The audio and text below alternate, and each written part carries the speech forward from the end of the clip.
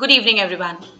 आज के सेशन में डिस्कस करेंगे करीबन 4 बड़े ही इंपॉर्टेंट सवाल रिलेटेड टू एंटोमोलॉजी। और ये जो सवाल हैं ये जेआरएफ एंटोमोलॉजी के क्वेश्चंस हैं और जितने भी सवाल मैंने लिए हैं वो बेसिकली बेस्ड है जेआरएफ एंटोमोलॉजी 2021 है शायद, और कुछ क्वेश्चंस जो हैं वो 2020 पर आधारित सवाल हैं। सो आइए डिस्कस करते हैं जेआरएफ एंटोमोलॉजी के कुछ बहुत ही बढ़िया सवाल। सबसे पहला क्वेश्चन आपको दिख रहा होगा, द रिप्रेजेंटेटिव ऑफ चेलिसिराटा इज। सवाल ये पूछ रहा है कि चेलिसिराटा में इनमें से कौन आता है। पहला ऑप्शन इज मिलीपेड, दूसरा है माइट, तीसरा है centipede and the last option is lobster.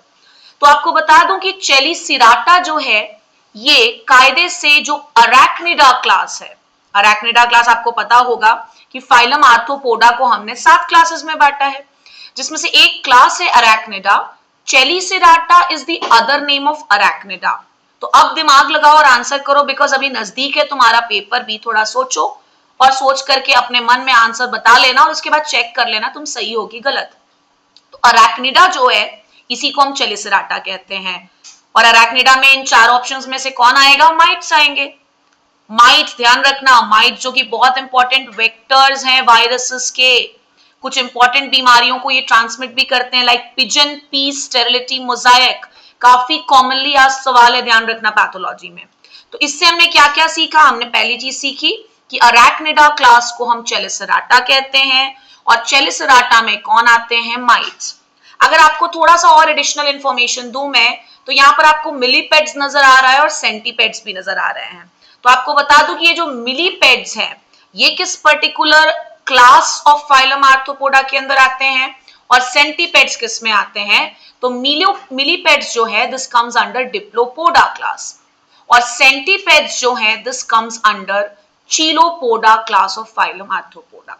Lobster के बारे में आप जरूर से कमेंट करके मुझे बताना कि लॉबस्टर जो है क्या ये फाइलम आर्थ्रोपोडा का सदस्य है, और अगर हाँ तो ये किस क्लास के अंदर आता है। Coming to the next question, which of the following is used in nutritional studies? दिए गए इंसेक्ट्स में से वो कौन सा इंसेक्ट है जो न्यूट्रिशनल स्टडीज के लिए यूज किया जाता है? एंट, ब्लोफ्लाइज, कॉकरोचेस या dragonflies? So the correct answer for this question is cockroaches. Cockroaches को हम काफी कॉमनली यूज करते हैं फॉर न्यूट्रिशनल स्टडीज।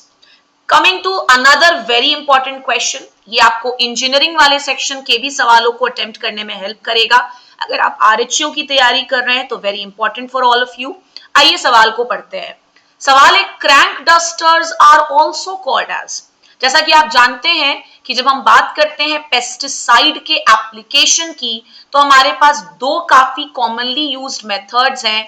एक है डस्टिंग और दूसरा है स्प्रेइंग। अगर आप डस्टिंग कर रहे हो तो डस्टर यूज करोगे, और अगर आप स्प्रेइंग यूज कर रहे हो तो स्प्रेयर्स यूज करोगे। अलग अलग प्रकार के स्प्रेयर्स होते हैं, hand compression sprayer, knapsack sprayer, food sprayer. तो क्रैंक डस्टर्स जो होते हैं बेटा, this is also known as rotary duster. Crank dusters को हम और किस नाम से जानते हैं? Rotary dusters. बहुत ही बढ़िया सवाल। कुछ नया अगर सीखने को मिलता है तो डेफिनेटली सीखा कीजिए। वही घिसे पिटे सवाल को बनाने से आने वाले समय में आपको कोई बहुत खास फायदा नहीं होगा। So keep on practising new questions.